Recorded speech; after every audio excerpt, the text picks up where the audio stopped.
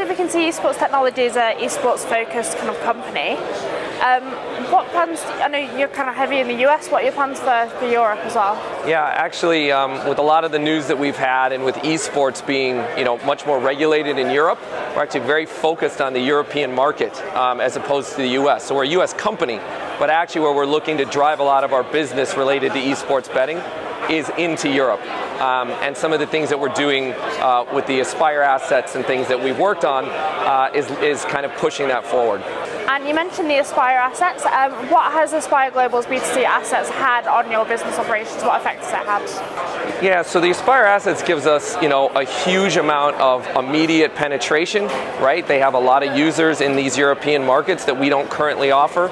They offer us some regulatory acceleration in what we can do with esports, and they have a very active user base in kind of the age range that also would be kind of conducive for esports. So they have kind of a younger audience that would be, that we are looking to be able to bring into and introduce esports betting, where maybe in the previous points they haven't been able to be introduced to it. Now, Aspire Global's B2C assets, from the first start, don't appear to be overtly esports focused. What does this mean for Esports Technology? Yeah, so Esports Technologies, again, we started our business. Esports betting, a lot of people consider is just a subset of either gaming or even sports betting. So what we're really looking to do, as I said before, is take this active audience, right, a really good audience that's been built around some very good brands, and introduce them to kind of the esports side as esports has grown in popularity, right? So 3 years ago, people didn't talk about esports as much and esports betting, but it's grown considerably year on year, quarter on quarter, and so we feel that it's in a good place with a better offering to introduce that customer set to. How do you see sports and esports bettors and their preferences, and how do they differ? Yeah, so we have seen some different preferences. I think that they tend to be similar to sports bettors, right? They're looking for things to do in play. They're looking for things to do pre-play. They're looking for value and pricing and bet on the things that they want, right? So a CS:GO fan is looking to bet on CS:GO, just like a Chelsea fan, as we're here at this wonderful event today, would be looking to kind of bet on their home team or Chelsea. The main difference with esports punters is kind of, I say it's going back to the old school. So I worked at Betfair a while back, and horse racing tended to be very desktop driven, right? Broadcast.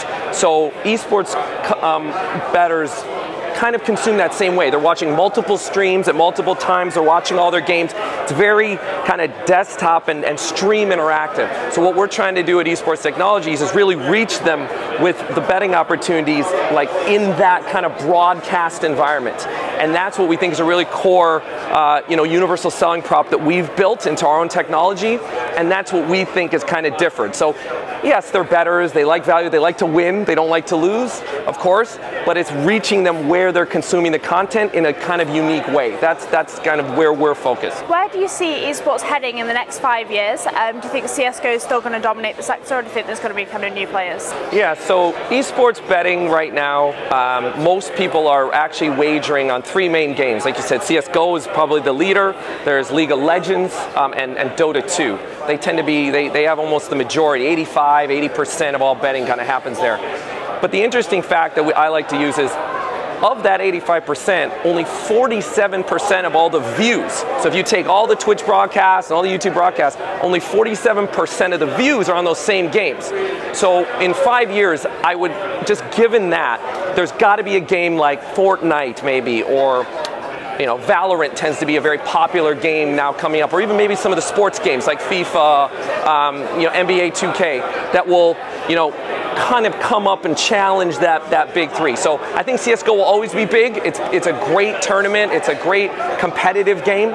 But I definitely think that there'll be probably in the next 5 years 1 or 2 games that become much more popular. Moving forward, will we see a lot more non-esports brands being integrated into the esports technology portfolio? Yeah, I mean, the beauty of kind of the Aspire transaction is it gives us a much greater kind of springboard to jump off and look at more non-traditional or non-esports related stuff. So we're really trying to build kind of this ecosystem, right? The number one thing we're doing is we're really trying to build a very valuable portfolio of retained kind of younger millennial type customers. So once we can kind of get them in with esports, then we're looking to really get creative around how we offer sports or casino to them, and that's some of the things that we're really working on, taking our expertise of marketing already to this younger audience, and then maybe changing a bit of how we do like casino or sports to give them a more customized, like I'll call it a millennial driven experience.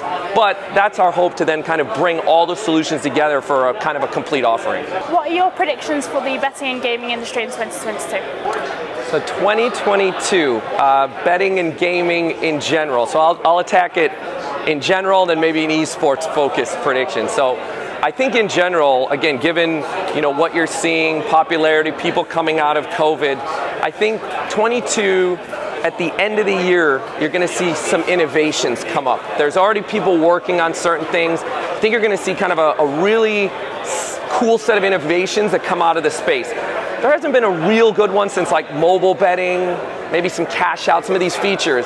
So I think everyone's been kind of forced to consolidate themselves with COVID, and I think you're going to see a much kind of greater opening of some innovation on that.